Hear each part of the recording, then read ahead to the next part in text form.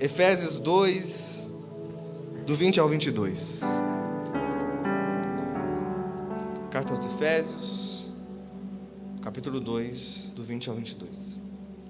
Que diz assim: juntos, todos juntos, somos a sua casa, edificados sobre os alicerces dos apóstolos e dos profetas, e a pedra angular é o próprio Cristo, Jesus.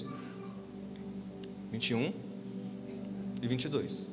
Nele somos firmemente unificados, constituindo um templo santo para o Senhor.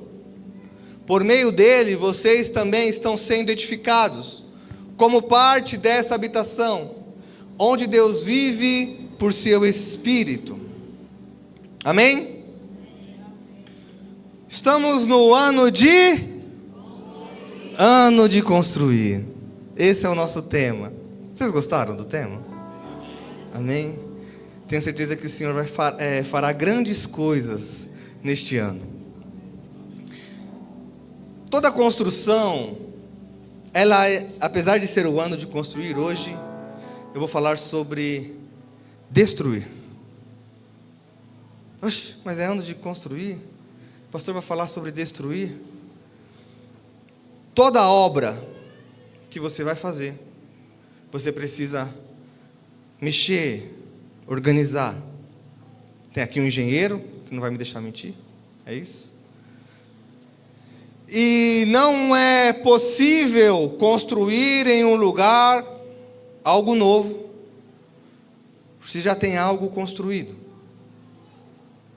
E hoje nós vamos falar sobre altares que precisamos destruir para construir um lugar para a presença de Deus.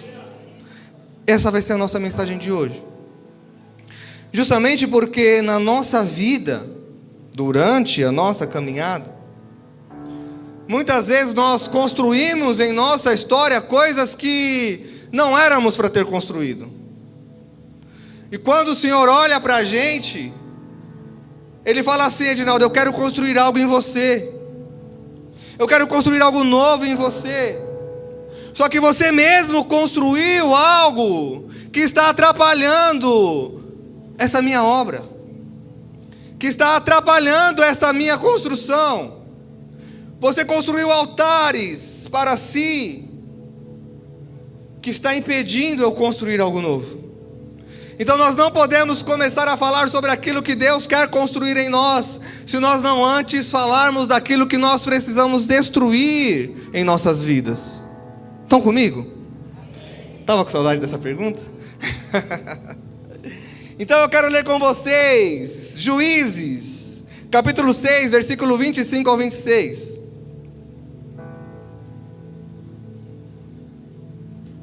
Naquela noite, o Senhor disse a Gideão: tome o segundo touro do rebanho do seu pai, aquele de 7 anos. E ele disse: derrube o altar que seu pai fez para Baal, e corte o poste de Azera. Baal e Azera eram outros deuses, que fica ao lado do altar. Versículo 26. E aí depois, o que ele diz? Primeiro ele fala para destruir, para cortar, para jogar fora, Vinícius. E aí depois ele fala: depois construa um altar para o Senhor seu Deus, no alto desta colina, arrumando as pedras com cuidado. Sacrifique o touro sobre o altar como holocausto, e use como lenha a madeira do poste de Azerá, que você cortará. Olha o que Deus está falando aqui com Gideão: eu quero que você construa um altar para mim. E o tema de janeiro e fevereiro é justamente esse: construindo um lugar para quê? Para a presença. Repete comigo: construindo um lugar para a presença. Mas o próprio Deus fala: antes de você construir este lugar para a minha presença, eu preciso que você destrua os ídolos que vocês colocaram no meu lugar. E é sobre isso que eu quero falar. O que é um altar e por que precisamos falar sobre isso? O altar, neste contexto espiritual, é justamente um lugar onde existe um encontro entre o humano e aquilo que é espiritual. Quando você edifica um altar para o Senhor, e você edifica um altar para o Senhor através de adoração, através de renúncia, através de entrega, através do seu devocional, quando você levanta um altar para o Senhor, você está separando aquele momento de encontro. Então, no Antigo Testamento nós víamos muito isso, quando eles preparavam o altar, o Senhor se manifestava com fogo. O Senhor desceu para falar com Abraão e fez uma promessa quando ele construiu um altar para o Senhor. O Senhor falou com Noé, o Senhor respondeu a Noé após o dilúvio com uma aliança. Mas depois do dilúvio, o que ele fez? Ele construiu um altar, porque ele precisava de um encontro com Deus. Mas também existem altares que servem para nos encontrarmos com outras coisas espirituais. Inclusive altares para entidades, inclusive altares para o nosso eu, para nos encontrarmos conosco mesmo. Vocês estão comigo?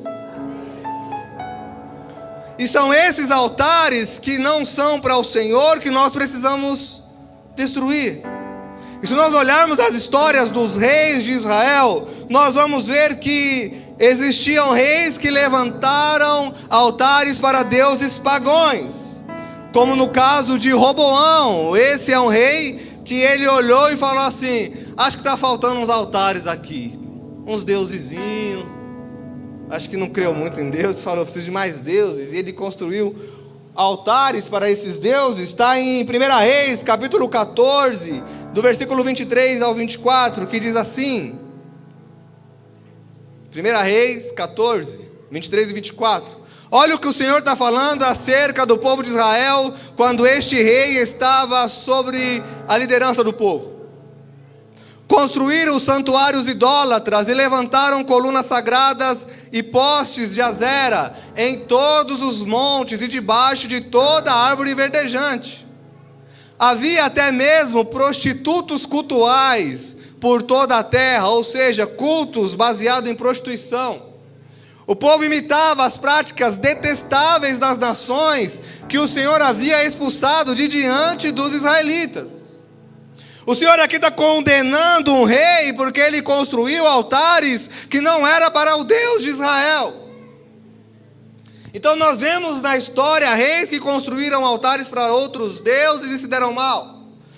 Nós vemos também na história, porventura, reis que levantaram altares a Deus, que é o caso de Ezequias. Não vou ler, mas ele fez isso, quem quiser anotar. Segundo livro dos reis, capítulo 18. Ezequias levantou um altar para Deus e ele mandou jogar fora tanto os deuses do alto, os altares do alto, quanto os altares de baixo. Porque tinha tanto altares que eram de terra, aliás, que eram visíveis. Você andava pelas ruas, tinha altares, mas tinha altares que eram edificados nos montes, nas alturas. Ezequias mandou derrubar todos. Onde tiver um altar que não for para Deus, derrube, jogue fora. Então nós tivemos reis que fizeram altares para deuses pagãos, reis que fizeram altares para o Deus de Israel e mandou destruir todos. Porém, teve uma sequência de reis, que é o que me preocupa. Que o que eles fizeram? Eles temiam a Deus. Eles prestavam, Felipe, culto a Deus. Eles oravam a Deus, Rafa.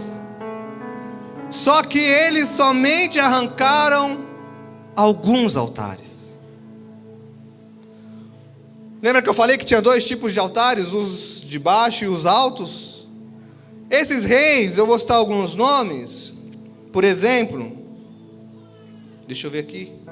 Rei Asa, Josafá, Joás, Amazias, Azarias e Jotão foram reis que temiam ao Senhor, mas por política ou por amizade, Eles destruíram alguns altares, mas deixaram outros altares. E por que isso me preocupa?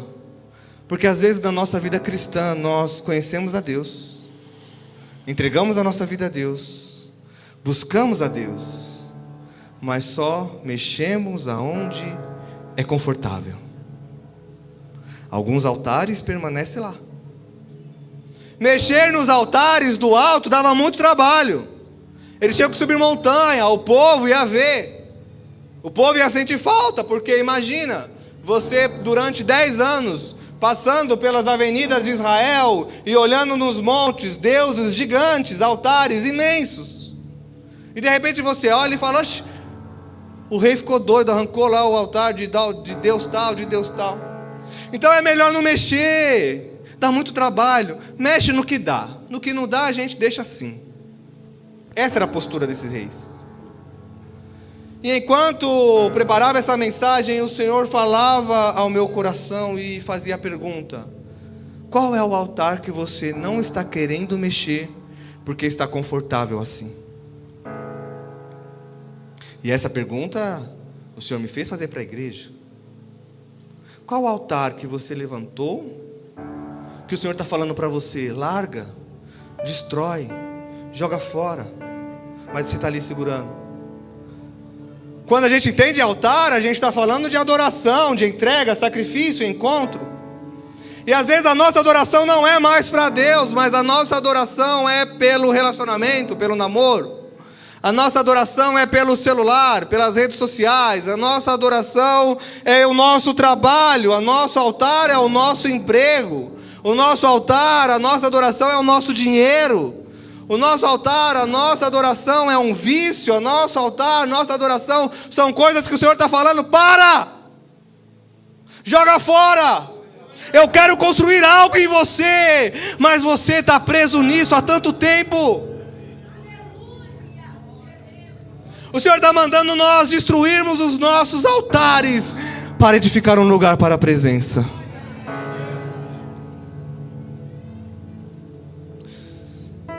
Eu quero falar sobre alguns tipos de altares. Não dá para falar de todos, mas eu quero falar sobre alguns tipos de altares. Então nós entendemos que existe, baseado nas histórias dos reis, que existe o altar para Deus, como no caso do rei Ezequias. Existem altares que não são para Deus, que são para outras coisas menos Deus. E existem altares que era para ser para Deus, mas no meio do caminho nos perdemos e entregamos esse altar para qualquer outra coisa, menos para Deus. Porque no começo, Leandrinho, a gente sempre está sensível. O problema é a caminhada. Para você que está talvez em dúvida se entrega a sua vida a Cristo ou não, eu quero dizer que essa é a parte até que você vai conseguir fazer. Mas o Senhor, Ele vai durante o caminho te olhar e te observar. E o que você vai fazer no caminho? Continuar firme olhando para o altar? Ou no meio do caminho você vai olhar para trás e falar: ah, mas o Egito. Ah, mas no mundo eu era assim, fazia isso, fazia aquilo. E voltar para um altar pela metade. Um altar meio a meio. O Senhor não é um Deus de metade, o Senhor é um Deus por completo. Seja porém o vosso falar, sim é sim, não é não. O que passar disso é procedência maligna, Mateus 5,37. Ou você está comigo, ou você é comigo, ou querendo ou não, você está contra mim. Porque quando você diz que constrói um altar para mim, diz o Senhor, mas nas rodas profanas você está também, você mais atrapalha do que ajuda. Olha que pesado isso, nem está no esboço. Porque vão olhar para você e vão falar assim: esse não é uma pessoa que tinha um altar construído para o Senhor? Ou a famosa frase: esse não é o crente? E aí as pessoas falam: se for para ser crente assim, é melhor nem ser. Qual é o tipo de altar que você tem levantado que as pessoas têm olhado e visto? Esse altar é para o Senhor mesmo, hein? Caprichou. Essa vida é de Deus. Ou está um altar mais ou menos? Uau! Começamos o ano com tudo, hein? Bom, vamos lá. Vamos identificar alguns altares que precisam ser derrubados. Como eu disse, não dá para falar todos, mas eu quero que você vá refletindo e se alimentando disso e pensando qual que é o altar que o Senhor está mandando eu destruir. Ore, peça para o Senhor te mostrar qual que é o altar que você precisa quebrar. Eu vou falar de alguns, mas não dá para falar de todos. Primeiro altar, o altar do egoísmo. Filipenses capítulo 2, versículo 3 e 4. Filipenses 2, 3 e 4 diz assim: nada façam por ambição egoísta ou por vaidade, mas humildemente considerem os outros superiores a si mesmo. Cada um cuide não somente dos seus interesses, mas também dos interesses dos outros. E a palavra do Senhor diz também: buscar em primeiro lugar o reino de Deus e a sua justiça, ou seja, não é em primeiro lugar os seus interesses e as suas coisas. Então o altar do egoísmo é um altar, é um lugar onde o foco dessa adoração é a minha autossuficiência. O altar do egoísmo é um lugar onde a minha adoração é o meu individualismo desenfreado, a busca excessiva pelos meus próprios interesses. E esse altar começa a ser construído quando as pessoas começam a confiar excessivamente em suas próprias habilidades e buscar a satisfação pessoal acima de tudo. Estão comigo? Alguém precisa de mim, mas eu estou ocupado demais com minhas coisas para ajudar. O Senhor está me chamando. Ah, Deus, mas agora eu tenho minhas coisas para fazer. A obra precisando de você para essa construção, mas você está preocupado demais com as suas habilidades. E aí você diz: se eu não fizer, quem vai fazer por mim? Você tem um Deus que trabalha por você, você não pode esquecer disso. Por isso que quando fala buscar em primeiro lugar o reino de Deus e a sua justiça, ele não termina somente nessa frase. E aí ele diz: buscar primeiro o reino de Deus e a sua justiça, e as demais coisas vos serão acrescentadas. Você tem um Deus que trabalha para você, enquanto você trabalha numa obra para Ele. Você precisa crer nisso. E colocar em primeiro lugar o reino de Deus, não o seu egoísmo, o seu orgulho. Eu não estou falando para você largar a mão de tudo. Ah, então eu vou sair do trabalho, vou largar minha família. Equilíbrio. Mas responsabilidade com o chamado que Deus te deu. Responsabilidade com a palavra quando você disse sim para o Senhor. Quando você disse: Senhor, eis-me aqui, envia-me a mim. E o Senhor começou a te enviar e agora você fala: ah, Deus, eu estou cansado demais. E aí o Senhor fala: mas foi você que pediu. E agora você está ocupado com o seu altar de egoísmo, altar de prazer pessoal. Às vezes nem está ocupado mesmo, só está no lazer, no videogame, na Netflix. Vários altares. Cada altar uma pedra, que é um obstáculo para você construir um altar para Deus. Estão comigo? O que acontece quando eu levanto um altar de egoísmo? Primeira coisa é o orgulho. A gente acredita que tudo a gente vai conseguir por méritos próprios. E a gente deixa de atribuir a Deus as coisas que acontecem comigo. As coisas que acontecem com a gente. Seja ela qual for. Consegue uma casa? Nossa, se eu não tivesse trabalhado tanto, se eu não tivesse feito tanto, se eu. Nunca Deus. Eu estou nesse emprego porque eu estudei muito. Claro, parabéns, você precisa mesmo estudar. Você precisa mesmo trabalhar. Mas o que teríamos se não tivesse vindo das mãos do Senhor? Chega de orgulho. O orgulho e a rebeldia, como eu já ministrei anteriormente, é o pecado que estava no coração do próprio diabo. Quando ele falou: eu sou melhor do que Deus, eu sou tão bom para fazer isso que Deus não merece estar aí, eu sou melhor do que Ele. E aí agora você se acha também melhor que todo mundo? Cuidado, você pode estar construindo um altar de orgulho, de egoísmo, e o próximo passo disso é uma rebeldia. E a palavra diz que a rebeldia antecede a queda. Se existe um degrau na sua frente, existe uma venda. Essa venda se chama egoísmo, orgulho e rebeldia. Se você estiver com essa venda, você vai tropeçar. Estão comigo? O que acontece com o altar do egoísmo? O desprezo e a indiferença. Quando a gente começa a nos sentir indiferente com o sentimento dos outros, quando a gente começa a não mais sentir compaixão pela dor do outro, quando a gente despreza as lágrimas dos nossos irmãos e as coisas más deste mundo começam a ser normal, o nosso altar do egoísmo já está construído numa forma alta demais. Quando eu vejo uma mãe chorando por causa de um filho drogado e eu não me compadeço em oração disso, a minha indiferença está alta demais. Quando eu vejo nas notícias que um percentual incrível de jovens começa a cometer suicídio, começa a se machucar, estão com vários problemas emocionais, e isso não me abala mais. Eu já estou indiferente com isso. É só mais uma notícia? É só mais uma estatística? Não, é mais uma alma indo para o inferno. É mais alguém que eu poderia ter pregado. É mais uma pessoa que eu poderia ter orado.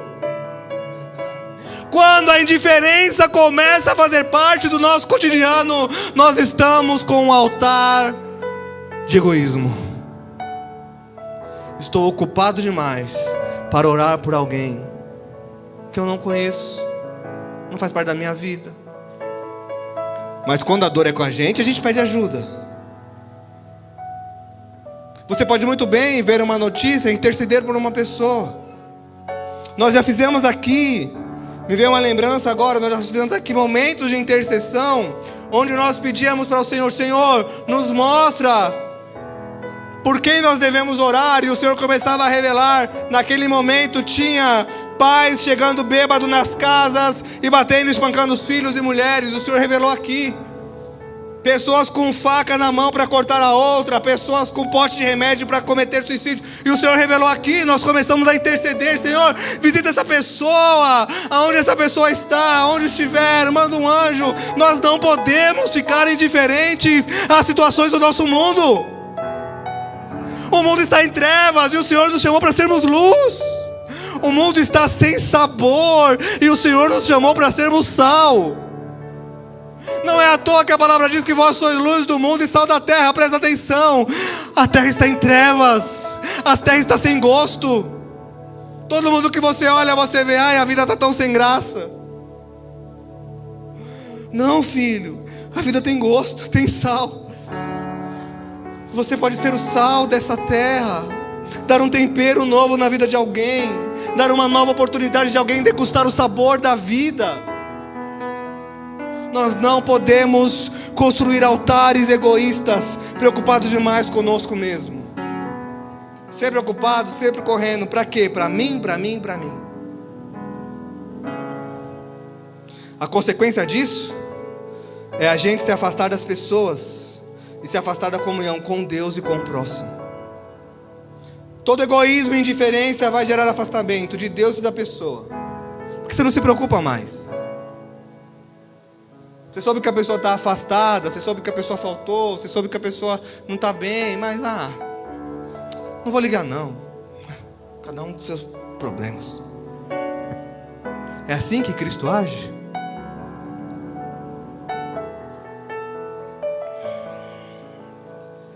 Mateus 18, versículo 4 diz: portanto, quem se faz humilde como uma criança, este é o maior no reino dos céus. Humildade, amor, carinho, abraço, preocupação. Como que a pessoa está? Amém? Segundo altar que nós precisamos identificar. Quem estiver anotando. Obrigado, Vinícius. O altar do passado. Anote. O altar do passado. É um altar. Que altar é esse? É uma construção espiritual que representa o hábito de algumas pessoas a adorar os eventos, as mágoas ou até mesmo os sucessos passados, no lugar de viver o presente ou entender o propósito de Deus para o futuro. O altar do passado é o lugar onde memórias são elevadas ao lugar de ídolos, prendendo uma pessoa em um ciclo de remorso e nostalgia. Mas há 10 anos atrás, a minha vida era diferente. Há 10 anos atrás eu vivia isso. Há 10 anos atrás eu estava assim. Há 15 anos atrás eu era de tal jeito. O Senhor precisa fazer coisas novas em você e você precisa deixar essas coisas para trás. O que passou, passou. Aquele que está em Cristo, nova criatura é, as coisas velhas se passaram, eis que tudo se fez novo.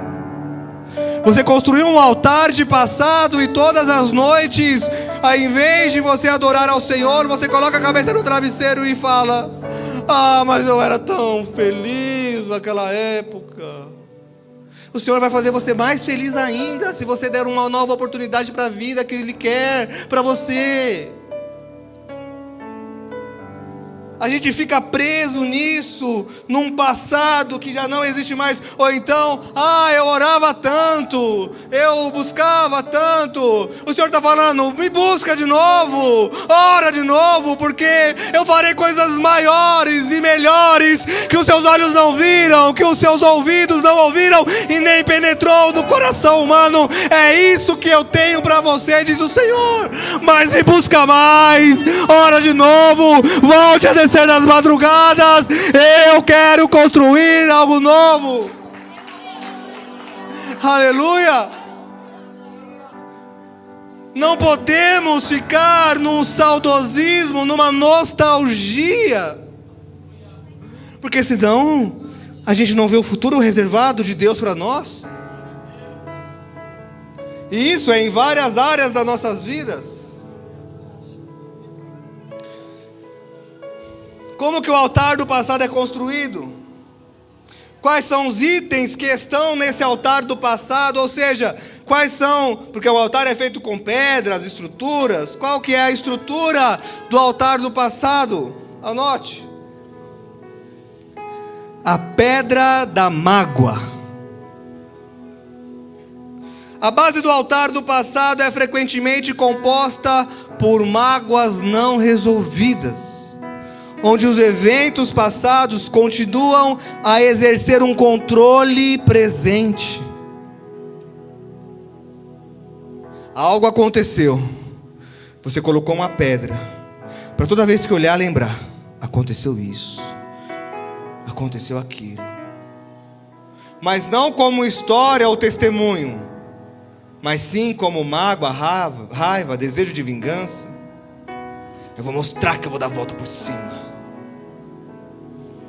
Atos dos passados que nos prende, a traição do passado. E aí, porque você,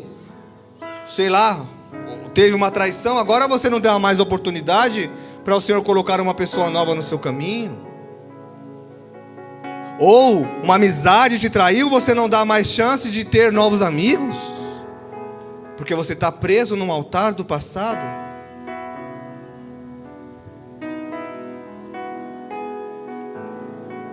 Uma ofensa que foi atirada contra você e você tomou isso como verdade. Alguém que falou: você não nada. Pum! Meu altar.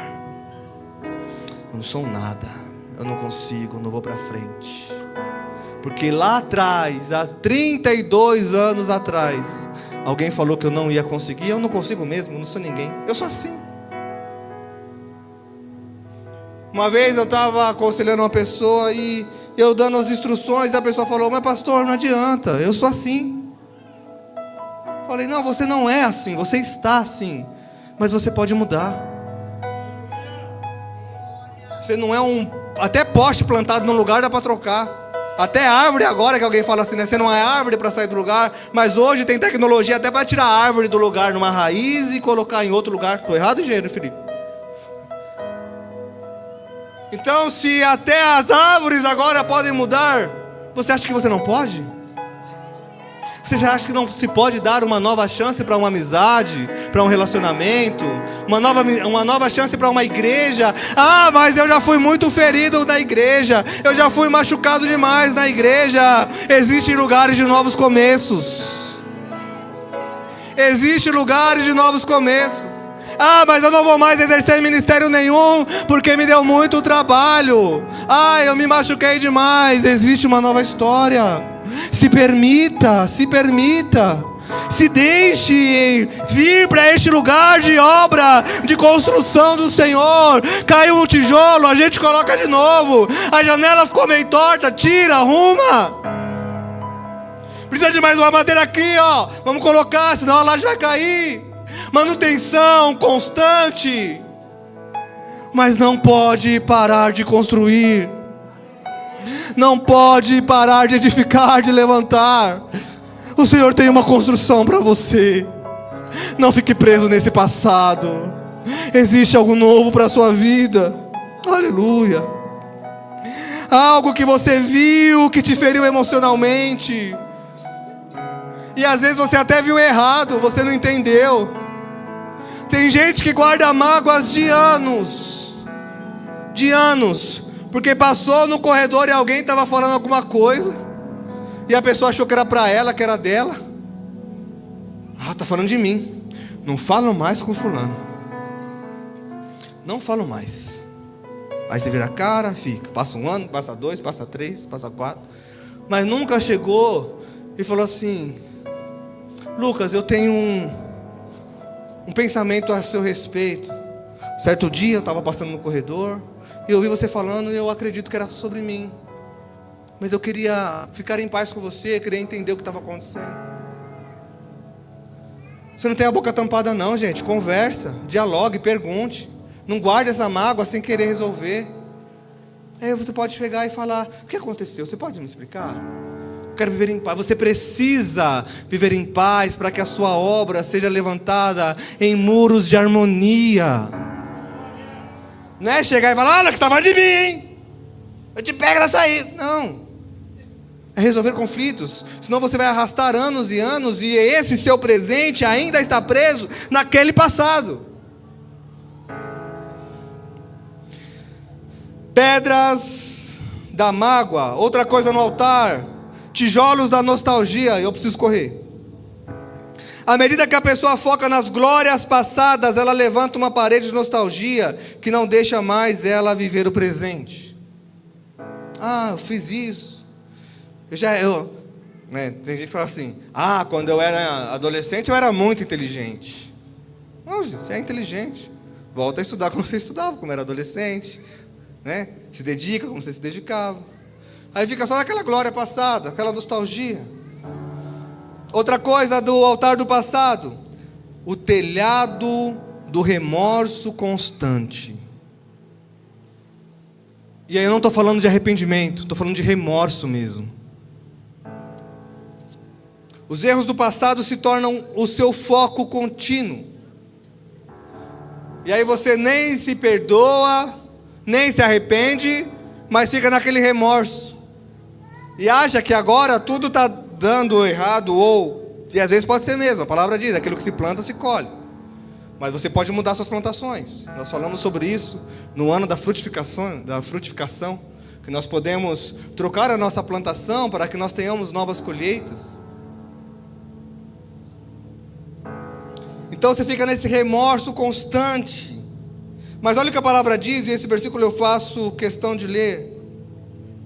1 João, capítulo 1, versículo 9, diz assim: se confessarmos os nossos pecados, Ele é fiel e justo para perdoar nossos pecados e nos purificar de toda injustiça. E aqui ele está falando de arrependimento verdadeiro. Aqui ele está falando de se entregar de fato. Deixa eu correr aqui. 2 Coríntios, capítulo 5, versículo 17. Eu já citei esse versículo. Portanto, se alguém está em Cristo, nova criatura é. As coisas antigas se passaram e eis que tudo se faz novo. Então o Senhor está chamando você para destruir esse altar do passado, liberar perdão, resolver conflito. Faz aquela ligação que há anos você está pensando em fazer. Joga esse passado fora, libera essa pessoa do seu coração. Deixa o Senhor escrever essa nova história. Viva após o seu luto. Porque tem gente que para, porque perdeu alguém. Eu conheço uma pessoa que para mim é motivo de muita inspiração. E não é porque é minha mãe não. Mas é minha mãe. Esse testemunho é da minha família. Eu tive um irmão que faleceu e meu pai também. Eu tive um irmão que faleceu com 17 anos de idade. Uma história trágica da nossa família. Meu irmão foi assassinado. Alguns talvez aqui o conheceram. E meu irmão faleceu com 17 anos. Minha mãe viveu o luto, chorou. Quando deu algumas semanas, a minha mãe sempre dirigiu o culto, campanha. E ela tinha o círculo de oração que ela dirigia na época. Tia Rita lembra dessa época, né, tia? Passou essa fase com a gente, tio Beto. Pastor tio Beto. E alguns irmãos falaram: não, missionária, deixa isso, deixa que a gente... Ela levantou e falou assim: eu posso ter perdido o meu filho, mas eu não perdi o ânimo e a coragem de louvar ao Senhor. Eu falo isso com muito orgulho da minha mãe, porque isso me inspirou a, nos meus momentos de dores, não parar.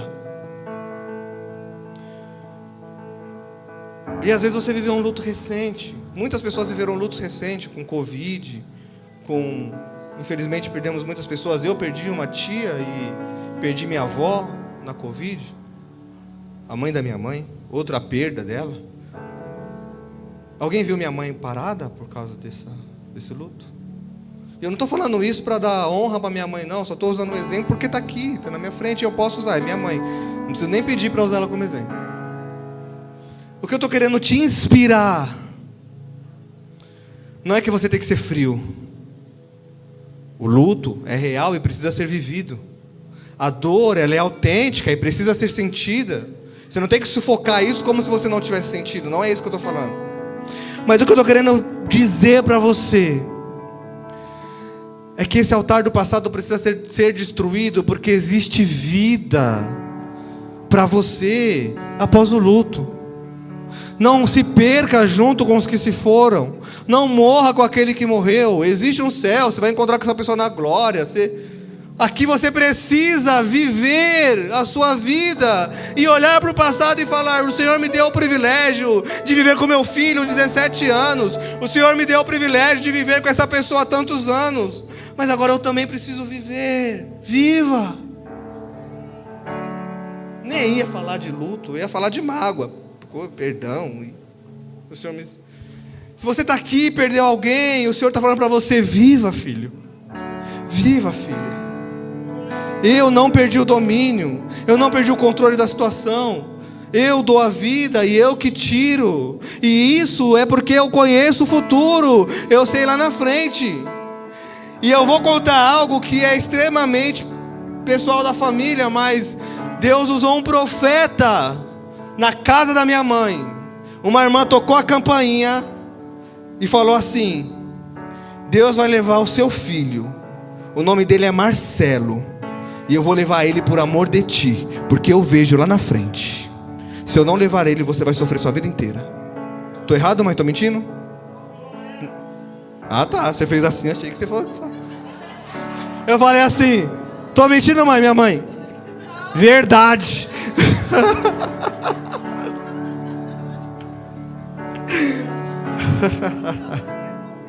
Ah, tá. Ah, bom. Vocês estão entendendo? Deus vê lá na frente. Deus vê o que você não enxerga. Deus olha o que você não vê. Não estou falando para você não viver seu luto de forma alguma. É parte da sua história, é parte da sua vida, fez parte. Você vai contar essa história com essa pessoa, você vai, mas permita-se viver. Amém? Vamos destruir esse altar do passado. O terceiro altar que eu preciso falar desse altar. O altar dos vícios. Hoje, depois nós vamos fazer uma oração para quebrar esses altares, porque o Senhor vai construir muita coisa em 2024, amém? O altar dos vícios é erguido quando entregamos áreas das nossas vidas a comportamentos prejudiciais e autodestrutivos. Os vícios começam como uma fuga temporária, mas gradualmente se transformam em altares que competem a nossa adoração com Deus. Começa como: não, é só para me divertir. Não, é só 5 minutinhos. Ah, não, é só um pouquinho. Ah, é só agora. Mas isso vai crescendo, crescendo, crescendo, e vai para um lugar onde você não consegue mais ter domínio. Esse altar do vício, ele nasce na busca de prazeres temporários, que oferecem sensações momentâneas. Ah, eu vou fazer isso porque me dá um alívio. Ah, eu vou fazer isso porque me dá um prazer. Começa com uma tentativa, às vezes, de lidar com o estresse, com a ansiedade ou com a tristeza. Tem muita gente que por causa de tristeza se entrega a vícios. Quais são esses vícios? Eles são construídos passo a passo. Abuso de substâncias, remédio, álcool, cigarro, drogas. Vício de pornografia. Vícios em jogos de azar. Vícios em internet e redes sociais. Vícios em compras. Preciso comprar, para aliviar a minha ansiedade. Altares. São altares que quanto mais erguemos, mais distante ficamos do Senhor. E qual que é a consequência do altar do vício? Olha só. Escravidão. Você fica tão preso que por causa disso, você usa todos os recursos humanos, mas você não tem força para vencer. Preste atenção. Se você está escravo de um vício, o que você precisa é libertação. E não existe libertação de coisas espirituais usando forças humanas. Você nunca vai vencer nada espiritual de forma humana. O que é do espírito se vence no espírito. O que é da carne se vence na carne. Na verdade, até o que é da carne você vence no espírito. Porque no espírito você vence todas as coisas. Deixa eu corrigir essa frase aqui. Tudo se vence no espírito, porque tudo é espiritual. O mundo espiritual é mais real do que a cadeira que você está sentado. Então o que eu faço com o meu vício? Eu busco libertação. Intensifico a oração, intensifico o jejum, intensifico os cultos. Vou sofrer, vai dar abstinência, vou tremer a mão, mas eu vou vencer essa porcaria em nome de Jesus. Senão eu ergo um altar que fica competindo o altar com o Senhor. Lembra dos reis que derrubaram alguns altares e deixaram outros? É isso que nós estamos fazendo quando nós estamos alimentando nossos vícios. Segunda consequência, primeira escravidão, segunda, destruição da sua família.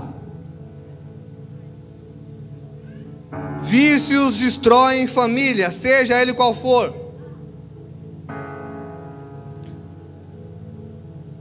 Quer perder sua família? Tem um vício. Quer perder o casamento? Quer perder seus filhos? Quer perder seu emprego? Quer perder o sustento? Tenha vícios. Coloquei aqui uma receita que eu espero que vocês não sigam. Nunca siga essa receita. A receita para destruir sua família. Quer destruir sua família? Troque o seu cônjuge por pornografia. Quer destruir sua família? Troque seu tempo de família por jogos de azar, internet e redes sociais. Quer destruir sua família? Troque a saúde financeira da sua casa por compras desenfreadas de coisas que você não precisa para agradar quem não está nem aí com você ou para se exibir de um jeito que você não é. Tem uma frase, eu vou usar ela, é meio assim, mas como referência. Gente que come ovo e arrota caviar, né?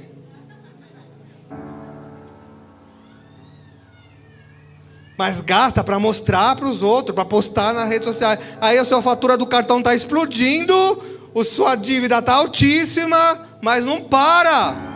É um vício em compra. Porque tem compras que são necessidades, a gente sabe. Compra porque precisa. Mas às vezes a gente não tem que apertar um pouquinho porque a gente precisa, é o jeito. Mas tem gastos desnecessários que está colocando a vida financeira da sua família em risco. Altar de vícios. Mas existe uma palavra de esperança. Você crê nisso? João capítulo 8, versículo 36 diz assim. João 8,36. Portanto, se o Filho os libertar, vocês serão livres de fato. Em outra versão diz: pois se o Filho vos libertar, verdadeiramente sereis livres. Não existe nada que o Senhor não possa fazer. Não existe algema que o Senhor não possa abrir. Não existe correntes que o Senhor não possa quebrar, nem cordas que Ele não possa queimar com o poder de suas mãos.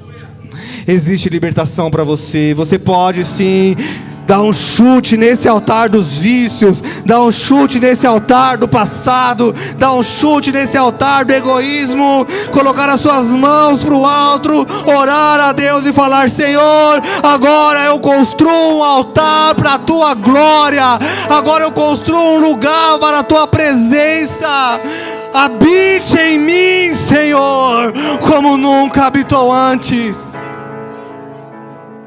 Aleluia. Para concluir, 3 passos para você destruir esses altares malignos da sua vida. Primeiro, arrependimento verdadeiro. Precisa se arrepender de fato. Salmo 51, versículo 17. Salmo 51, 17. Os sacrifícios que agradam a Deus não são...